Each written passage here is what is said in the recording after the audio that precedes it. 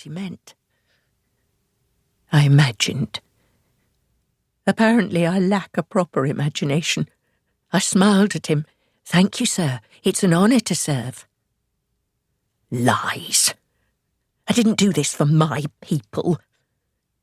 I did it for everyone who doesn't fit the definition. We have plenty of time to find a suitable home before ours turns into a fiery hell, but it'll take centuries to move everyone. And they won't really move everyone, of course.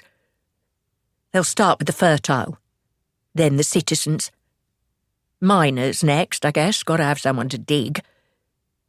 But they'll find every excuse to leave the rest of them behind. My son's half Cho. They'll move cattle before they get to people like him.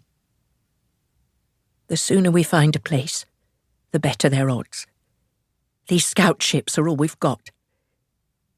It's a one-way ticket, but it's also the best I could do for my son's children, or their children. I volunteered. I chose this. Somewhere out there is a man who didn't choose. Another ship, headed to the same world, another being, suffering endlessly. He attacked a superior officer, broke his neck, from what I heard. Nothing they couldn't fix. But the boss wasn't pleased. This was punishment. I don't care if he slaughtered his entire unit and ate them. No one deserves this. There is no crime, no horror or savagery that merits this. I never met the man, but I wish him dead. I wish him dead with all my heart. I wonder if he knew, if he clenched his teeth the moment he climbed aboard his ship. He must not have.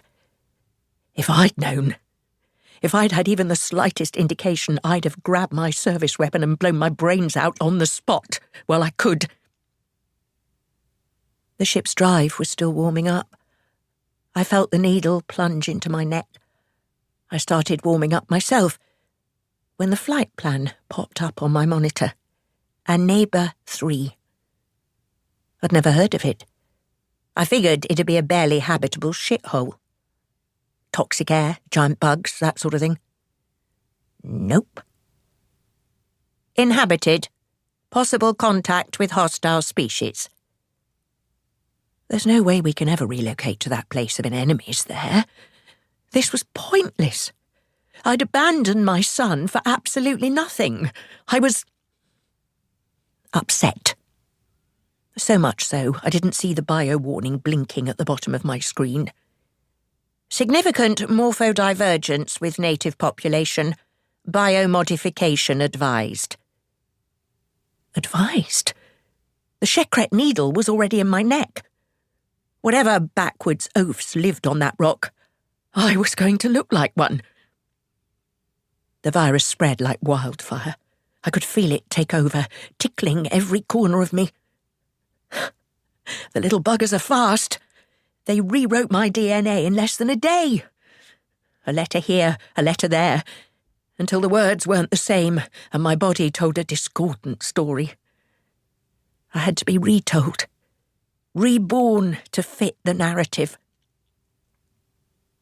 Targeted apoptosis. Every cell in my second heart committed suicide in a matter of weeks. My entire secondary cardiovascular system dissolved itself. It was scary to watch on the monitor, but that part was painless. So painless I didn't notice when my one good heart stopped beating. I bit part of my tongue off when the ship zapped me with 1,000 volts to restart it. That was the easy part. The real carnage was about to begin. Hundreds of genetic switches turned on to make me something else, like a Yershak digesting itself inside its cocoon. My body merged white blood cells to make osteoclasts, legions of them, to eat at my bones. Like a growth spurt, in reverse, only worse, and endless, and everywhere. I live in agony while my body dissolves and rebuilds every bone, every joint.